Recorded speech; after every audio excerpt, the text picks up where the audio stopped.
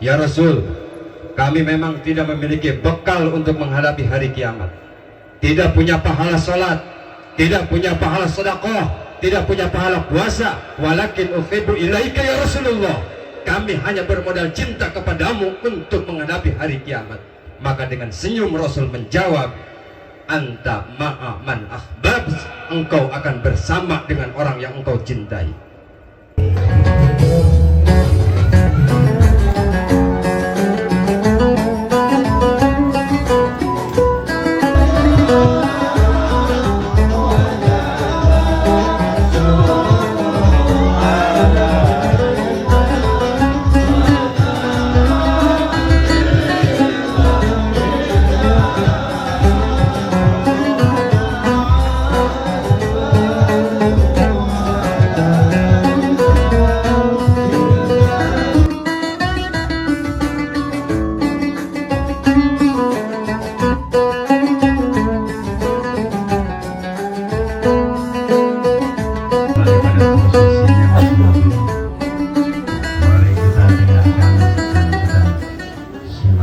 Alhamdulillah atas izin serta takdir Allah, di malam yang penuh berkah, di malam yang penuh ampunan, kita dapat kumpul bersama dalam suasana para panitia warga RT 06 mengadakan peringatan Maulid Nabi besar Muhammad Sallallahu Alaihi Wasallam.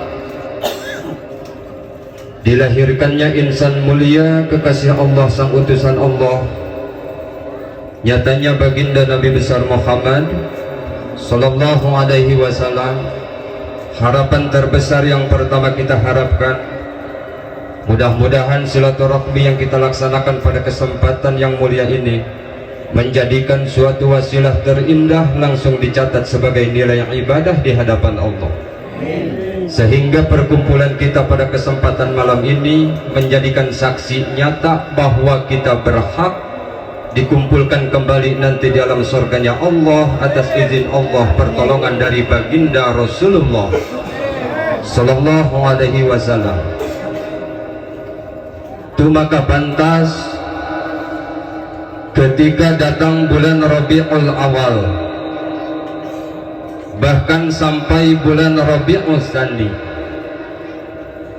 mayoritas umat Islam di setiap pelosok dunia, entah di perkotaan maupun di perdesaan, di setiap masjid, majelis taklim dan musholah, mayoritas umat Islam selalu antusias memperingati serta merayakan kelahiran baginda Nabi besar Muhammad.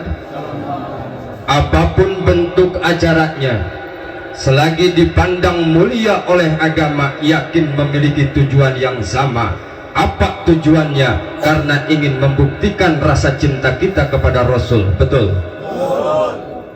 Sebab jika kita berbicara tentang cinta, Pak, apapun akan kita lakukan, apapun akan kita korbankan, dan apapun akan kita persembahkan demi mewujudkan sebuah cinta. Termasuk sekarang para panitia warga RT 06 mengadakan peringatan Maulid Nabi, korban harta, korban tenaga, bahkan berkorban jiwa dan raga. Ini teh suatu bukti nyata bahwa para panitia kita semua karena ngaku cinta kepada Rasul. Betul apa betul? Bo, Bo, jawab yang jujur. Jangan ada dusta di antara kita. Walaupun kadang jujur itu menyakitkan, tapi lebih baik jujur daripada harapan palsu yang dipersembahkan. Bo, Bo, benar sekarang ngadain peringatan Maulid Nabi atas dasar cinta kepada Rasul? Benar sekarang ngadain peringatan Maulid Nabi atas dasar cinta kepada Nabi? Pertanyaannya, pernah apa belum ketemu sama Rasul? Pernah apa belum mimpiin Nabi? Hah? Masih belum? Ini gimana ceritanya ini Pak Biri? Ngomong-ngomong cinta, ngomong-ngomong mahabbah, ketemu belum pernah, mimpiin juga belum pernah. Kalau gitu mas, saya juga mau jujur sama warga sini. Percaya syukur, kagak percaya masa bodoh. Pak Birin tahu Syahrini, artis itu? Ibu tahu Syahrini? Kalau harus jujur, itu Syahrini pacar saya, Bu. Ini percaya syukur kagak masa bodoh. Sebab kalau ditanya sama warga sini, emang Ustadz cinta sama Syahrini? Pakai banget cintanya Mbak Birin. Terus kira-kira Syahrini cinta kagak sama Ustadz? Yang mana saya tahu. Apa sebabnya? Ketemu belum pernah, mimpiin juga belum pernah. Tapi ini ngandung arti, Pak. Bagaimana artinya? Sekarang kita boleh berbicara, bahkan berteriak sekeras mungkin mengatakan cinta kepada Rasul, beribu-ribu kali mengatakan cinta kepada Nabi. Tapi yang kita khawatirkan, Pak, yang kita takutkan, Bu, bagaimana jikalau Rasul tak pernah menyambut cinta kita, tak pernah membalas cinta kita, sehingga Rasul tak pernah mencintai kita. Na'udzubillahi min. Itu maka awas, jangan sampai cinta kita cinta yang bertepuk sebelah tangan kepada Rasul. Karena cinta bertepuk sebelah tangan berat, Babirin, rasanya berat. Karena berjuang sendirian itu lelah, Bu. Mencintai tanpa dicintai, sakitnya tuh di sini. Ya gimana kagak sakit? Kadang cetan berdua, jalan berdua, bercanda berdua, jatuh cintanya sendirian. Ada yang jatuh cinta berduaan tapi berujung kandas. Pacaran 1 tahun, 2 tahun, 3 tahun, sampai 5 tahun dijaga, terus dikasih perhatian, ujung-ujungnya kandas, nikah sama orang lain. Pacaran 5 tahun hanya sekedar jadi tamu undangan, kan itu korban perasaan. Betul apa kagak? Itu maka awas, jangan sampai cinta kita cinta yang bertepuk sebelah tangan kepada Rasul. Lalu bagaimana caranya agar cinta kita disambut oleh Rasulullah, dibalas oleh Rasulullah?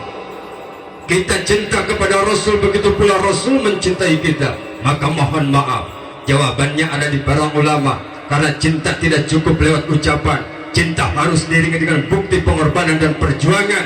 Sehingga para ulama menegaskan di dalam keterangannya, wa min mahabbatihi nasruddini wa syari'ati. Di antara ciri cinta kepada Rasul, maka buktikanlah sedalam mana cinta kita kepada Rasul. Buktikanlah dengan membela agama Allah dan menjalankan syariat Rasulullah. Insya bela agama Allah, jalankan syariat Rasul, jalankan ajaran-ajaran mulia Rasulullah. Insya Allah ada harapan cinta kita akan dibalas oleh Rasulullah. Insya Allah. Jangan ngomongnya doang, cinta Rasul, cinta Allah, ketika agama dinista cuek-cuek saja. Ngomongnya cinta Rasul, cinta Allah, baca salawat kagak mau, baca Al-Quran kagak mau, sedekah maulid pelit. Ngomongnya cinta Rasul, cinta Allah, jangankan sholat yang sunnah, yang wajib ditinggalkan, maksiat selalu dijalankan. Padahal di dalam kitab Nasoih sudah dijelaskan, manidda'a huballah walam yantahi an maharimillah fada'wahu kadibun. Barang siapa yang mengaku cinta kepada Allah tapi tidak berhenti berbuat dosa, ngakunya cinta kepada Allah, maksiat selalu dijalankan. Ngakunya cinta kepada Allah, judi slot siang malam selalu jadikan santapan. Ngakunya cinta kepada Allah, riba barang haram selalu dimakan.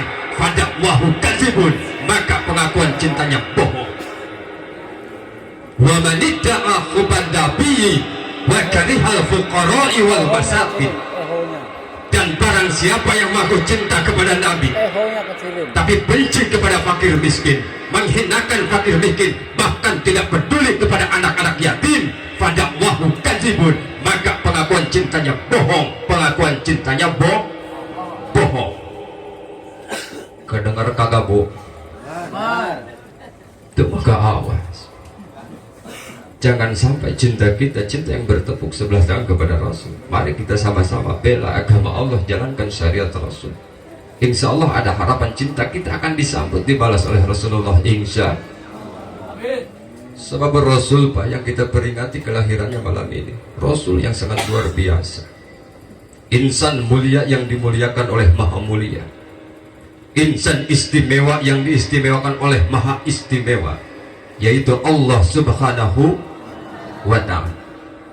Maka kita ingat Pak, salah satu bentuk keistimewaan baginda Rasul di dalam Syarah Al-Barzanji sudah diceritakan.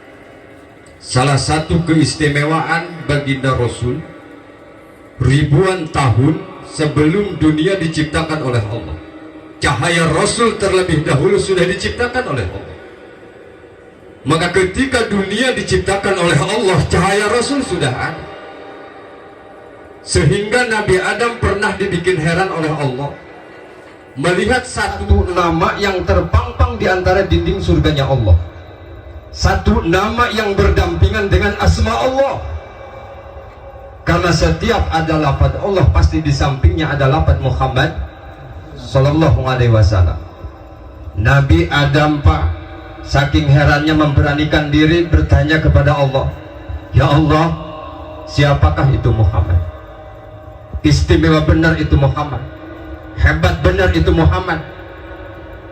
Apakah Muhammad dari golongan manusia, apakah dari golongan jin, ya Allah? Siapakah itu Muhammad? Apa jawaban Allah? Adam, Muhammad masih golongan, Muhammad masih golongan manusia Adam. Cuma ketika Nabi Adam diciptakan oleh Allah, cahaya Rasul Allah simpan, Allah titipkan di pundak sebelah kanan Nabi Adam, sehingga para malaikat yang ada di surganya Allah sujud dengan posisi di belakang Nabi Adam. Nabi Adam makin heran Bu, karena para malaikat sujud dengan posisi di belakang Nabi Adam. Nabi Adam makin heran, kembali bertanya kepada Allah, ya Allah, kenapa para malaikat sujud di belakangku? Apa jawaban Allah? Adam, karena di pundak sebelah kananmu ada cahaya kekasih kami. Siapa ya Allah? Muhammad. Oh, tolonglah ya Allah, pindahkan cahaya Muhammad ke depan, jangan di pundakku, pindahkan ke depan. Maka cahaya Rasul Allah pindahkan ke kening Nabi Adam.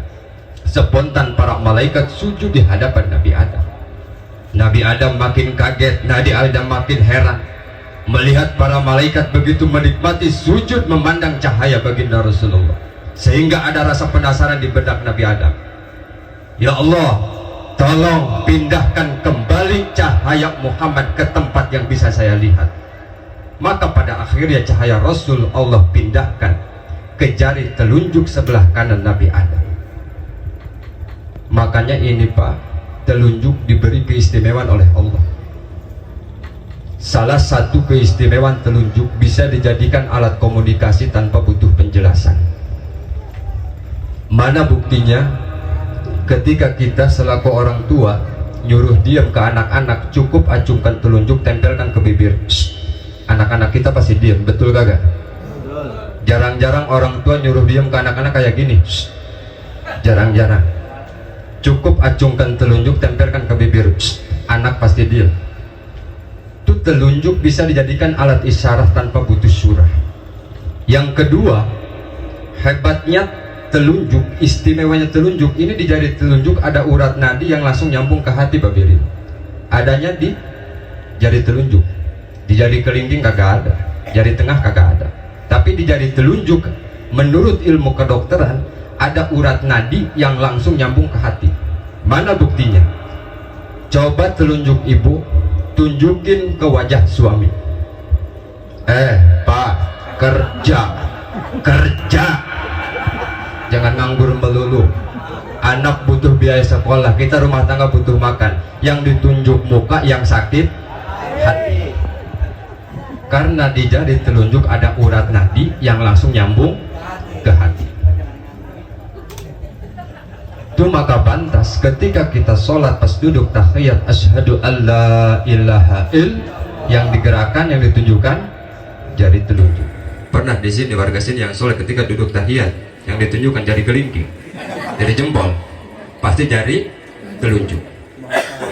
Itu maka ketika cahaya Rasul Allah simpan, Allah titipkan di jari telunjuk sebelah kanan Nabi Adam, Nabi Adam tidak berhenti zikir kepada Allah, Pak. Nabi Adam tidak berhenti memuji Allah. Apa sebabnya? Saking indah-indahnya memandang cahaya baginda Rasulullah Sallallahu Alaihi Wasallam. Sekarang kita perlu bayangkan, Pak, andai nanti di yaumil qiyamah, jika diberi kesempatan oleh Allah langsung menatap wajah baginda Rasulullah, yakin tidak akan ada nikmat paling besar melebihi nikmat memandang wajah baginda Rasulullah Sallallahu Alaihi Wasallam. Walaupun kita belum pernah memandang wajah baginda Rasul, Pak, tapi kecintaan kita umat di akhir zaman sangat luar biasa. Karena Rasul insan mulia yang dimuliakan oleh Mahal Mulia. Karena Rasul yang sangat luar biasa, insan istimewa yang diistimewakan oleh Maha Istimewa. Maka kita jika ingat, Pak, salah satu bentuk kecintaan baginda Rasul kepada kita selaku umatnya sangat luar biasa, sehingga tidak ada makhluk di muka bumi ini yang memiliki cinta melebihi cinta Rasul kepada umatnya, tidak ada. Maka di dalam momen-momen seperti ini ada yang harus kita ingat-ingat, karena sejarah tidak bisa kita lupakan, Pak. Maka kita perlu mengingat kembali dalam sebuah riwayat 11 hari sebelum Rasul wafat, Rasul diberi sakit oleh Allah. Ini menunjukkan sifat basyariah Rasul. Rasul sakit demam yang sangat tinggi akibat pengaruh racun yang disimpan oleh kaum Yahudi Khaybar. Karena orang Yahudi tahu makanan kesukaan Rasul itu adalah daging kambing muda. Maka ketika racun disimpan oleh kaum Yahudi di antara daging tersebut, ketika daging mau dimakan oleh Rasul, satu riwayat mengatakan dilemparkan oleh malaikat Jibril. Tapi racunnya sempat nempel di liur Rasulullah sehingga tertelan. Menurunlah kesehatan baginda Rasul.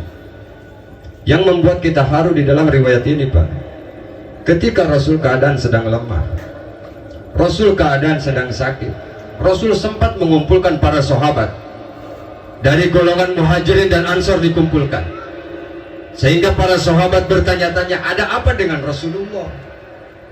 Kok tiba-tiba kita dikumpulkan, ada apa dengan Rasulullah?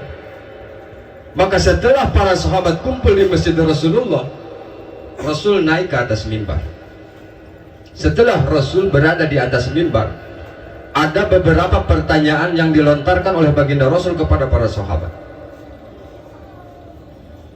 Pertanyaan yang pertama yang disampaikan oleh Rasul kepada para sahabat, wahai para sahabat dari golongan Muhajirin dan Ansor, apakah kalian siap menjadi saksiku di hadapan Allah nanti di yaumil qiyamah bahwa aku Muhammad bin Abdullah sudah melaksanakan tugas dakwah, sudah menegakkan kalimah la ilaha illallah? Seluruh sahabat menjawab, qalu bala syahidna ya Rasulullah. Iya ya Rasul, kami siap menjadi saksimu di hadapan Allah nanti di yaumil qiyamah bahwa engkau telah menyerukan kalimah thayyibah la ilaha illallah. Kemudian Rasul mengangkat kedua tangannya dengan kalimah, dengan ucapan, ya Allah, seluruh sahabat sudah siap menjadi saksiku di hadapanmu nanti di yaumil qiyamah bahwa tugas dakwah sudah aku laksanakan, kalimah thayyibah sudah aku tegakkan agar umat bisa menyembahmu dan tidak menyekutukanmu ya Allah.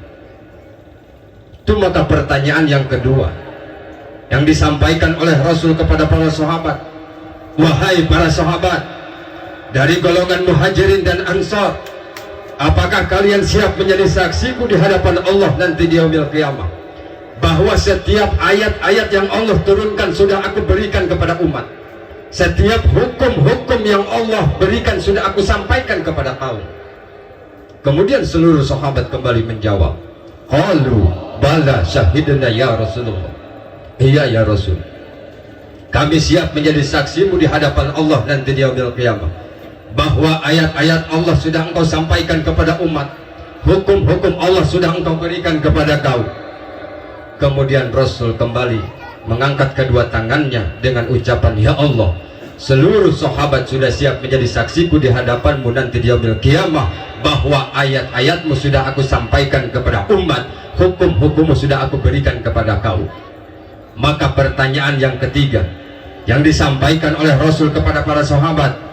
Wahai para sahabat dari golongan Muhajirin dan Ansor, jika di antara kalian masih ada sangkut paut urusan masalah dunia denganku Muhammad bin Abdullah, tolong selesaikan sekarang juga.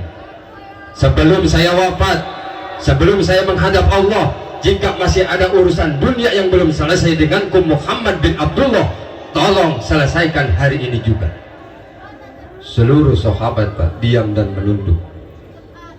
Di tengah-tengah keheningan para sahabat diam dan menunduk, ada satu sahabat lantang berdiri yang bernama Ukasah. Ukasah lantang berdiri mengacungkan tangan.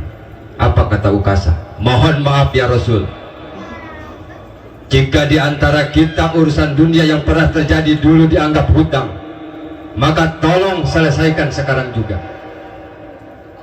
Maka dijawab oleh baginda Rasul, urusan yang mana Ukasah?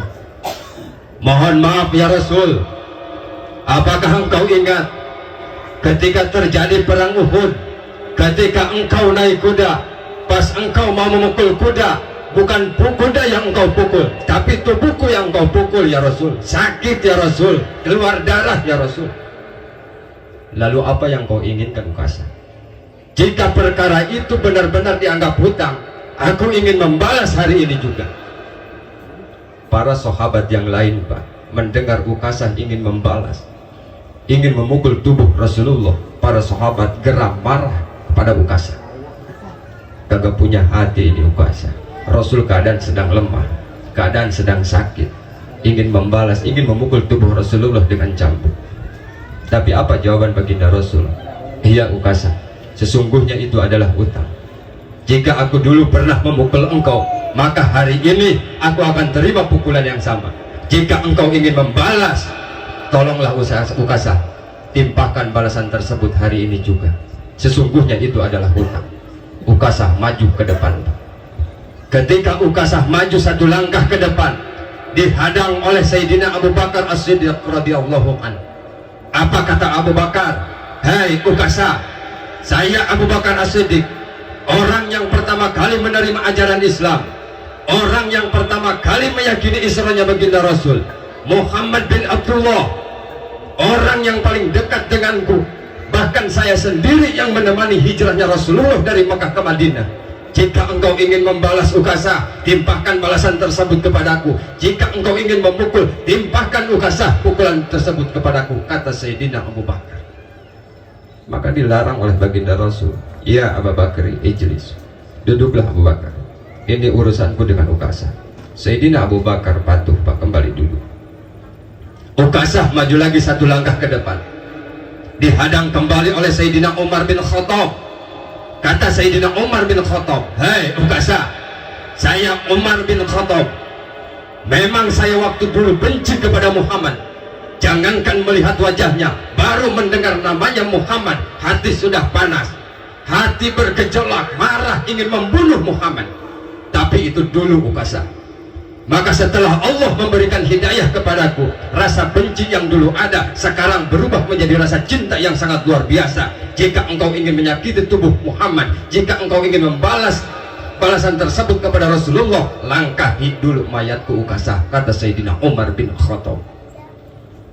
Maka dijawab oleh baginda Rasul, Umar ijlis, duduklah Umar, ini urusanku dengan Ukasah. Sayyidina Umar juga patuh Pak, kembali duduk.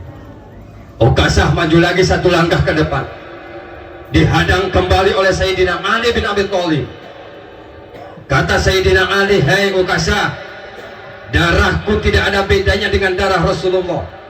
Jika engkau ingin memukul tubuh Rasulullah, ingin mengeluarkan darah dari tubuh Rasulullah, timpahkan pukulan tersebut kepadaku Ukasah, biarkan darahku yang mengalir, kata Sayyidina Ali bin Abi Thalib. Sayyidina Ali dilarang oleh baginda Rasul, Ali ijlis, duduklah Ali, ini urusan bapak dengan Ukasah. Sayyidina Ali patuh Pak, kembali duduk.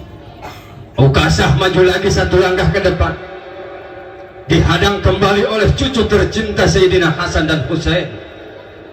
Kata Sayyidina Hasan, wahai paman Ukasah, kami cucu kesayangan Rasulullah, menyakiti kami sama halnya menyakiti Rasulullah. biarkan kakek kami di atas mimbar Paman Ukasa. Andai kami yang engkau sakiti, tentu kakek kami juga akan merasakan sakit. Timpahkan balasan tersebut kepada kami Paman Ukasa. Timpahkan pukulan tersebut kepada kami Paman Ukasa. Timpahkan pukulan tersebut kepada kami Paman Ukasa. Kata Sayyidina Hasan dan Husain. Maka dijawab oleh baginda Rasul, Hasan, Husain, duduklah nak. Ini urusan kakek dengan Paman Ukasa. Ukasa semakin maju ke depan. Ketika Ukasa berada di bawah mimbar Rasulullah, apa kata Ukasa? Mohon maaf ya Rasul, apakah engkau ingat ketika engkau memukul tubuhku, engkau berada di atas kuda sementara aku berada di bawah. Jika perkara itu dianggap hutang harus dibalas dengan seadil-adilnya, tolonglah turun ya Rasulullah. Rasul turun dari mimbar. Ketika Rasul turun dari mimbar, apa kata Ukasa? Mohon maaf ya Rasul, apakah engkau ingat ketika engkau memukul tubuhku dengan cambuk, aku keadaan telanjang tidak memakai baju. Jika perkara ini harus dibalas dengan seadil-adilnya, tolonglah buka bajumu ya Rasul. Hebatnya akhlak Rasul di sini, Pak. Rasul keadaan sedang lemah, Rasul keadaan sedang sakit. Nurut apa kata Ukasa, Rasul turun dari mimbar membuka baju. Yang membuat kita haru di dalam riwayat ini, ketika Rasul membuka baju, terlihat ada lilitan batu yang melilit di perut Rasulullah. Ini menandakan bahwa Rasul sedang menahan lapar. Sebab Kangjeng Nabi Muhammad, Pak, kalau lapar itu perutnya diganjal dengan ikatan batu. Beda sama kita, Pak Biril, kalau lapar marah-marah ke istri. Istri kagak tahu arti. Suami lapar kagak nyiapin makan. Itu ujian, Bu, ujian rumah tangga. Karena ujian rumah tangga itu banyak, beda-beda. Kadang rumah tangga diuji sama suami. Udah suami jelek, pelit, tukang marah-marah. Itu ujian rumah tangga. Kadang rumah tangga diuji sama istri. Cantik istrinya tapi cerewet. Yang paling parah, udah sama istri jelek, cerewet lagi, itu bukan ujian lagi, azab dari Allah. Kadang rumah tangga diuji sama anak-anak nakal, sekolah kagak mau, ngaji kagak mau, sholat kagak mau, kerjanya main melulu, sholat melulu. Itu ujian dalam rumah tangga. Kadang rumah tangga yang paling parah diuji sama ekonomi, Pak. Makanya sumber masalah di dalam rumah tangga, kalau kita kurang-kurang sabar dan syukur, itu sumber masalahnya resiko dapur. Makanya saya mah nanti kalau rumah tangga, Pak Birin, kalau bikin rumah kagak mau bikin dapur, takut jadi sumber masalah itu dapur. Itu maka ketika Rasul membuka baju, Rasul manggil salah satu sahabat yang bernama Bilal bin Rabah. Bilal, ambillah cambuk di rumah Fatimah yang dulu pernah dipakai perang Uhud, ambillah. Maka diambil cambuk oleh Sayyidina Bilal, diberikan kepada Ukasa. Ketika cambuk dipegang oleh Ukasa, cambuk bukan dipukulkan ke tubuh Rasulullah, tapi cambuk seketika dilemparkan oleh Ukasa. Ukasa seketika memeluk tubuh Rasulullah. Sambil menangis Ukasa berkata, ampuni aku ya Rasul.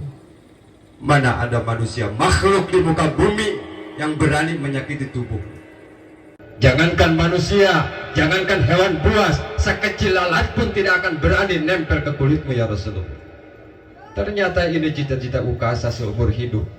Ingin memeluk tubuh Rasulullah, ingin menempelkan kulitnya ke kulit Rasulullah. Karena Ukasa yakin tubuh Rasulullah, kulit Rasulullah haram tersentuh api neraka.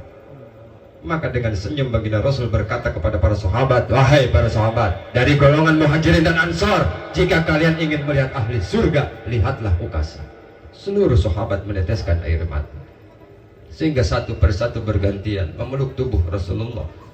Karena para sahabat yang lain pun ingin termasuk ahli-ahli surga. Maka kesempatan malam ini timbul pertanyaan di malam ini, kira-kira Ustadz kita termasuk ahli surga kagak? Kan kita mah jangankan memeluk tubuh Rasulullah, bertemu juga belum pernah. Kira-kira kita termasuk ahli surga apa kagak? Insya Allah ya Pak, jangan berkecil hati. Walaupun kita belum pernah bertemu dengan Rasul, belum pernah memeluk tubuh Rasulullah, tapi kecintaan kita, kecintaan umat akhir zaman kepada Nabi sangat luar biasa. Mana buktinya? Setiap tahun umat di akhir zaman sangat antusias korban harta, korban tenaga, bahkan berkorban jiwa dan raga demi memperingati magung kelahiran baginda Rasulullah. Bahkan ketika Rasul ada yang menistakan, Pak, Rasul ada yang menghinakan, Rasul ada yang melecehkan, umat di akhir zaman marah, betul? Maka kita ingat beberapa tahun yang lalu seorang pemimpin Perancis menghinakan baginda Rasul.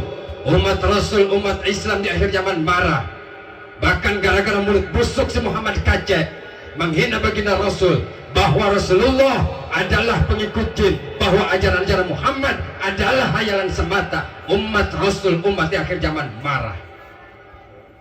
Apa sebabnya umat di akhir zaman bisa marah ketika Rasul ada yang menghina? Wajar, karena ini sangat beralasan, Pak. Jangankan Rasulullah yang dihina, jangankan Rasulullah yang dilecehkan, andai orang tua kita dihina oleh orang lain, kita sebagai anaknya marah kagak? Marah. Andai orang tua kita dilecehkan sama orang lain, kita sebagai anaknya marah kagak? Tapi jika ada umat Islam ngaku umat Rasul, ketika Rasul ada yang menistakan, cuek-cuek saja. Ketika Rasul ada yang meninggalkan, diam-diam saja. Maka perlu dipertanyakan lagi keislamannya, dan perlu dipertanyakan lagi kecintaannya terhadap baginda Rasulullah Sallallahu Alaihi Wasallam. Apa sebabnya?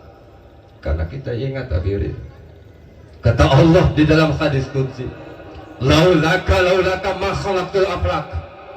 Muhammad, jika bukan karenamu Muhammad, alam semesta tidak akan pernah ada. Laulaka ma khalaqtul aflaq. Muhammad, jika bukan karenamu Muhammad, Prancis tidak akan pernah ada, Indonesia tidak akan pernah ada, warga RT 06 juga tidak akan pernah ada. Yang sekarang punya jabatan, menjabat tidak akan punya jabatan, apalagi joget-jogetan. Yang sekarang usaha tidak akan punya perusahaan, yang sekarang kerja tidak akan punya pekerjaan. Sama saya juga, Pak, tidak akan seperti ini, karena dunia tidak akan Allah ciptakan jika bukan karena Muhammad. Makanya kita wajar setahun sekali kita mengagung kelahiran baginda Rasul, korban harta hasil jabatannya, korban harta hasil usahanya, korban harta hasil kerja, korban harta hasil mengagal ilmu. Wajar, karena kita tidak akan mampu menikmati profesi kita, bahkan kita tidak akan mampu menikmati alam yang nyata jika bukan karena Muhammad. Karena dunia tidak akan Allah ciptakan jika bukan karena Muhammad, kata Allah. Makanya ini peringatan Maulid Nabi terus tingkatkan. Mudah-mudahan tahun depan semakin meriah, semakin sukses, diberikan keberkahan. Ini hebatnya kecintaan umat di akhir zaman di sini, Pak. Walaupun masih banyak diantaranya umat Islam yang banyak anti muludan, bahkan berani mengharamkan muludan. Ini bahaya jika pemahaman umat Islam tentang bid'ahnya terlalu dangkal, bahaya, Pak. Sehingga mereka berani melantangkan dengan nyata bahwa setiap perkara yang belum pernah terjadi di zaman Rasul, belum pernah ada di zaman Nabi, bid'ah. Setiap bid'ah neraka, bahaya jika pemahaman umat Islam tentang bid'ahnya terlalu dangkal. Tapi jika kita melihat salah satu keterangan Imam Syafi'i, bahwa Imamun Asy-Syafi'i menerangkan di dalam manaqibnya tentang bid'ah terbagi menjadi dua bagian. Yang pertama, kata Imam Syafi'i, ma yukhalifu kitaban au sunnatan au ijma'an fahuwa bid'atun dolalah. Setiap perkara yang belum pernah terjadi di zaman Rasul, belum pernah ada di zaman Nabi, bertolak belakang dengan konsep Al-Quran, bertolak belakang dengan hadis dan ijma para ulama, itu yang dinamakan bid'atun dolalah, yang diancam oleh nerakanya Allah. Tapi yang kedua, kata Imam Syafi'i, malam yukhalif kitaban au sunnatan au ijma'an fahuwa bid'atu ghairi mazmumah. Setiap perkara yang belum pernah terjadi di zaman Rasul, belum pernah ada di zaman Nabi, tapi tidak bertolak belakang dengan konsep Al-Quran, tidak bertolak belakang dengan hadis dan ijma para ulama, fahuwa bid'atu ghairi mazmumah, itu bukan bid'ah yang tercela. Termasuk ini peringatan Maulid Nabi. Sebelah mana kontradiksinya dengan konsep Al-Quran? Sebelah mana qadariyahnya dengan hadis Rasul? Sebelah mana? Makanya tidak perlu dalil untuk mencintai Nabi, dan tidak ada dalil yang melarang umat Islam memperingati Maulid Nabi. Mereka yang mengharamkan peringatan Maulid Nabi, mereka yang anti Maulid, dan bahkan mereka yang melarang mencintai Nabi, justru mereka lah yang lebih antusias kadang merayakan hari ulang tahun anak cucu. Yang padahal mohon maaf, anak cucu kita yang dirayakan hari ulang tahunnya berdoa sambil tepuk tangan, berdoa sambil joget-jogetan, berdoa sambil nyanyi-nyanyian, belum tentu anak cucu kita nanti di yaumil qiyamah mampu memberikan pertolongan kepada kita, belum tentu. Tapi Rasulullah yang malam ini kita rayakan hari kelahirannya, Rasul sudah menjanjikan pertolongan untuk kita. Man adoma maulidi kuntu syafi'an lahu yaumil qiyamah. Barang siapa yang mengagungkan kelahiranku, kata Rasul, maka orang tersebut akan diberikan pertolongan oleh baginda Rasul. Bahkan syafaati yaumal qiyamati li ahlil kabairi min ummati. Syafaatku, kata Rasul, pertolonganku, kata Rasul, untuk umatku yang memiliki dosa besar. Hebatnya cinta Rasul di sini, Pak. Cintanya tidak pandang bulu, cintanya tidak pilih kasih. Yang memiliki dosa-dosa besar diberikan pertolongan oleh Rasul, apalagi yang dosa kecil. Sehingga tangan Rasul sendiri yang akan mengangkat umatnya dari neraka Allah, dialihkan ke surganya Allah. Karena Rasul tidak mau satupun di antara umatnya yang celaka. Rasul tidak mau satupun di antara umatnya yang masuk neraka. Sehingga Rasul berkata, kullu ummati yadkhulunal jannata, bahwa seluruh umatku, kata Rasul, akan masuk surga. Alhamdulillah. Para saudara-saudara di sini, warga-warga di sini sekarang korban harta, korban tenaga, berkorban jiwa dan raga memperingati Maulid Nabi. Insya Allah seluruh warga yang ada di sini, saudara-saudara, akan masuk surga. Insya. Namun illa man aba, kecuali orang yang kagak mau, Pak. Yang kagak mau jangan dipaksa-paksa. Emang ada Ustadz manusia yang kagak mau masuk surga? Banyak, Pak. Gimana sih tanda-tandanya? Lihat aja, Pak. Orang yang kagak mau masuk surga kayak gini, Pak Pirin. Ketika datang waktu sholat, yang lain pada melaksanakan sholat, dia tidak menerima kewajiban sholat, sehingga kagak sholat. Itu tanda manusia yang kagak mau masuk surga. Yang lain pada ngaji, dia kagak mau ngaji. Yang lain pada sodakoh, dia kagak mau sodakoh. Itu tanda manusia yang kagak mau masuk surga. Makanya perihal umat di zaman sekarang, Pak, jika kita bercermin ke zaman Rasul, percis, hampir percis di akhir zaman seperti ini. Karena Rasul juga dulu pernah dakwahnya mengalami stagnan.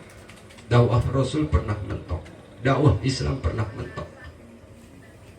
Banyak penduduk Mekah yang tidak menerima ajaran Islam. Jangankan sifatnya orang lain, keluarga Rasul sendiri banyak yang tidak menerima ajaran Islam pada saat itu. Abu Jahal, Abu Lahab, dan abu-abu yang lainnya, banyak yang tidak menerima ajaran Islam. Lalu apakah Rasul berhenti dakwah ketika Rasul mengalami stagnan? Tidak. Rasul mengatur strategi dakwah. Rasul pindah ke Thaif, hijrah ke Thaif. Satu harapan masyarakat Thaif mau menerima dakwah Islam. Tapi apa yang terjadi ketika Rasul berangkat sampai tiba di Thaif? Bukan dakwah yang diterima oleh masyarakat Thaif. Rasul bukan disambut dengan sambutan mulia, Rasul bukan disambut dengan sambutan tolak al-badru alaina, tapi Rasul disambut dengan lemparan batu sehingga Rasul menyucurkan darah. Lihat, Pak, perjuangan baginda Rasul dakwah sampai menyucurkan darah, disambut dengan lemparan batu. Apakah Rasul marah? Tidak. Yang padahal malaikat Jibril memberikan tantangan kepada baginda Rasul, wahai Muhammad, jika engkau mau bahwa gunung-gunung yang ada di Thaif akan aku lemparkan kepada masyarakat Thaif. Tapi apa jawaban baginda Rasul? La ya Jibril, la ya Jibril. Rasul malah berdoa kepada Allah, Allahumma hdihim fa innahum qaumun la yafqahun. Ya Allah, berikan hidayah kepada masyarakat Thaif, sebab mereka tidak tahu siapa aku sebenarnya. betapa hebatnya akhlak baginda Rasul, betapa mulianya akhlak baginda Rasul. Maka pantas Rasul menyatakan, innama bu'istu liutammima makarimal akhlak. Sesungguhnya aku diutus ke muka bumi untuk menyempurnakan akhlak yang mulia.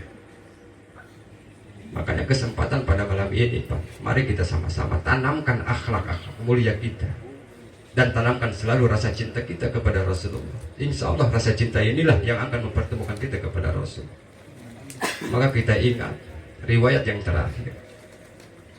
Tiba-tiba orang Badawi dulu di zaman Rasul tidak ada angin, tidak ada hujan, tiba-tiba nanyain tentang kiamat, Pak.